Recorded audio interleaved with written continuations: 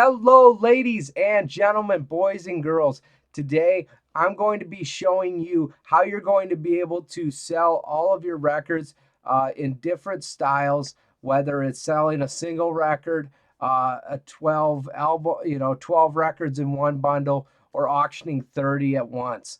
And so, first, we're going to have a shout out to our subscribers. We're definitely a growing channel. All 58 of you, we now have enough people to completely overrun any gas station that I can think of. And uh, we also have a new subscriber, Hub Tunes, guys. And I just want to warn you, he's a big shot. So really watch out in that comment section. A lot of experience there. Now, what have I got for you today? Well, first, we'll start out with how you ship a single record. And I really like these boxes. These are value mailer boxes, I believe. And I'll drop the link in the description. They're 75 cents each. It's a 13 by 1 by 13 box. And you can see that this will be shipping out later today, but this is how you're going to sell your $15 records or so, $20, just a single record. It's going to ship medium mail for $4.80 or so, around a pound and a half. 1 pound, 6 ounces, 12 ounces, 8 ounces, right? You get the point. Now, I also use the Munbine thermal label printer because I'm not going to waste time.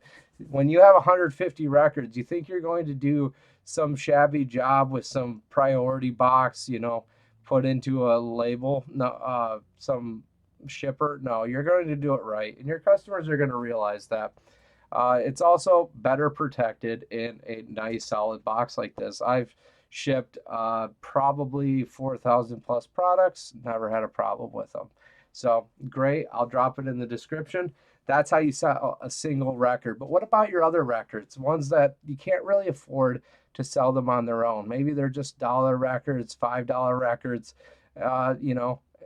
Nobody wants to pay $10 for a $5 record because it's going to cost $5 just to ship it. And then once eBay gets done taking their fees, it's not even going to be worth that. So what do you do about the $5 records? Now, here I have a Sleevecity box. Now, I have 12 auctions going on right now, folks, which is in our eBay store right at the top of it. So link in the description. I mean, these things are going fairly inexpensive.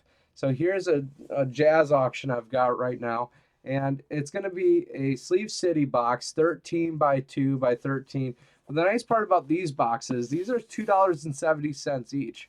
But you can save more money when you buy more, right? That's how it works. And this is a multi-level box, which means that one of my auctions, it only has 8 blues albums. Well, how am I going to be able to ship 8? Well, I just can fold it at different creases. So really a really solid box, great for your $5, $10 records that you don't want to sell by themselves. And all my auctions, they start at a penny because that's how you get the most views.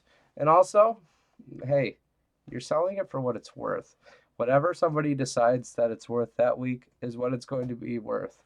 And now, folks, we have the big record box here.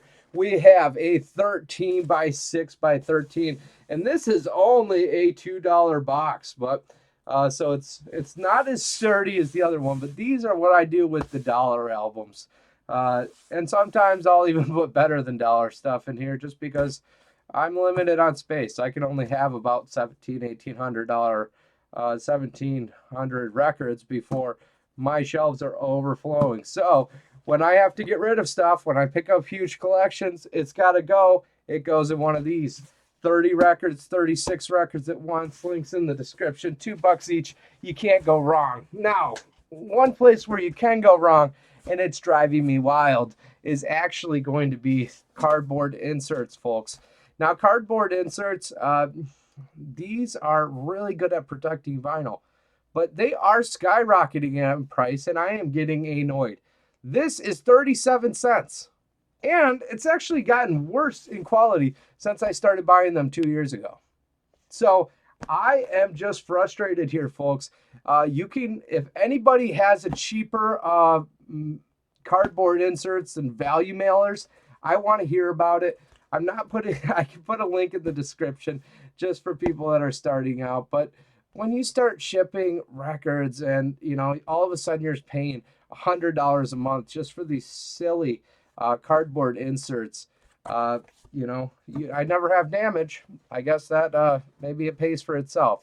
But I've seen, when you start comparing, you could probably get some great bubble wrap that's the really thick stuff, a 12 by 12 for 10 cents a square, right? So instead of paying 70 cents, to ship out an album, you could pay 20 cents and probably very comparable results. So that is how you're going to be able to sell albums at any price. You could sell 36 of them in that big 13 by 13 by 6 box, or you could just sell one. But there's always different ways and different levels of being able to sell different uh, vinyl that's valued differently, and that's what sellers do.